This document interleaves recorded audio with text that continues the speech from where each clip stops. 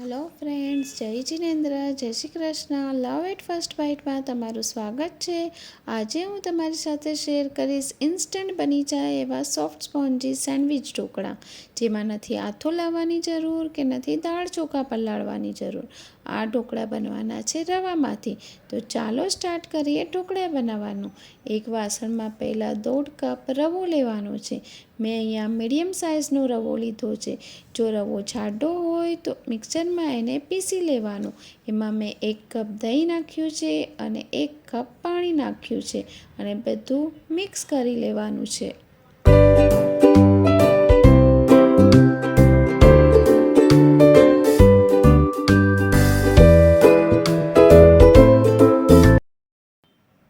આપણે ઢોકળામાં 3 લેયર કરવાના છે, તો એના પ્રમાણે બેટર મને ઓછું લાગે છે, તો મેં પાછો અડધો કપ રવો લીધો છે અને અડધો કપ પાણી નાખીને બધું મિક્સ કરી લીધું છે.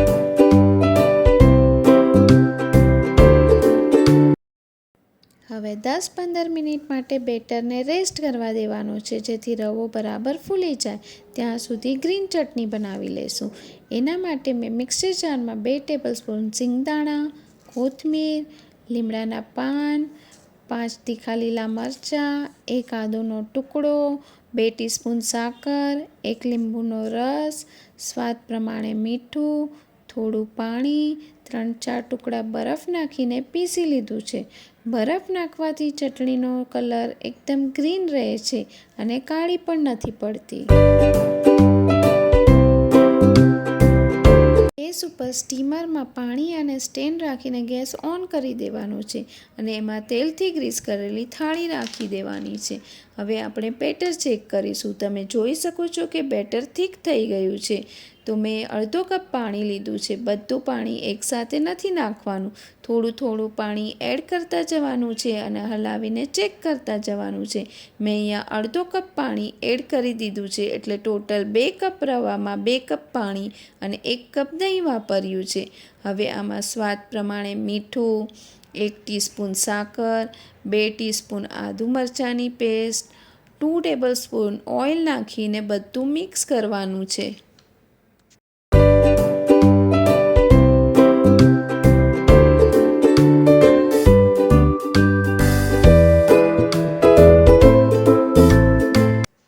હવે 2 બાઉલ લેવાના છે અને એમાં સરખી ક્વોન્ટિટીમાં બેટર ડિવાઈડ કરવાનું છે. મેં બંનેમાં 5-5 ચમચા બેટર નાખ્યા છે અને વધેલું બેટર એમાં જ રહેવા દીધું છે.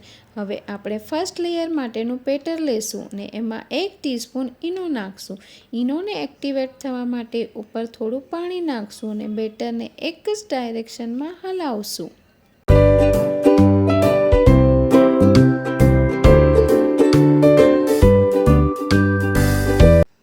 બેટરને 5 મિનિટ માટે સ્ટીમ કરવા રાખશું ને ઉપર ઢાંકણ ઢાંકી દેશું. હવે સેકન્ડ લેયર રેડી કરવાનું છે. સેકન્ડ લેયર ગ્રીન કલરનું કરવાનું છે. તો જે આપણે ગ્રીન ચટણી બનાવી હતી એ 6 સ્પૂન જેટલી ચટણી બેટરમાં મિક્સ કરી દઈશું અને એમાં 1/2 ટીસ્પૂન ઈનો નાખીને બધું બેટર એક જ ડાયરેક્શનમાં ફરાવશું.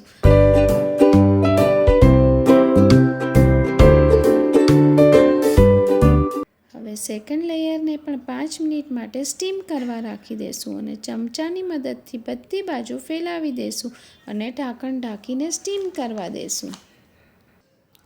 હવે થર્ડ લેયરની તૈયારી કરશું. એના માટે બેટરમાં 1 ટીસ્પૂન ઈનો નાખીને એક જ ડાયરેક્શનમાં હલાવી લેશું અને સેકન્ડ લેયર ઉપર આ બેટરને પોર કરી લેશું અને ચમચાની મદદથી બધી બાજુ ફેલાવી લેશું અને એના ઉપર લાલ મરચું કે મરી પાવડર સ્પ્રિંકલ કરી દેશું અને ઢાંકણ ઢાંકીને 15 મિનિટ માટે સ્ટીમ કરવા રાખી દેશું.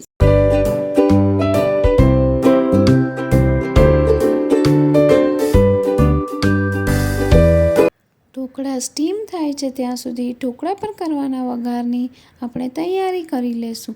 15 મિનિટ પછી આવી રીતે ચેક કરશું.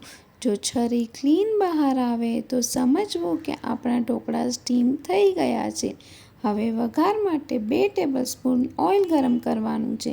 તેમાં 1 ટીસ્પૂન રાઈ, 1 ટીસ્પૂન તલ, લીમડો અને મરચાં નાખીને હલાવવાનું છે અને 1 મિનિટ માટે સાતળવાનું છે. હવે વઘારને ઢોકળા ઉપર સ્પ્રેડ કરી દેવાનો છે અને પછી કોથમીરથી ગાર્નિશ કરવાનું છે. ઢોકળા ઠંડા થઈ જાય એટલે આવી રીતે સ્પેચ્યુલાની મદદથી ઢોકળાને છૂટા પાડી દેશું. તમે જોઈ શકો છો કે એકદમ જાળીદાર, સોફ્ટ, સ્પોન્જી ઢોકળા રેડી થયા છે. આ ઇન્સ્ટન્ટ બની જાય એવા ઢોકળા બ્રેકફાસ્ટમાં પણ બનાવી શકાય અને બાળકોને ટિફિન બોક્સમાં પણ આપી શકાય. આ ઢોકળાને આપણે ગ્રીન ચટણી બનાવી હતી એની સાથે સર્વ કરી લેશું. તો રેડી છે આપણા સોફ્ટ, સ્પોન્જી, ટેસ્ટી ઢોકળા.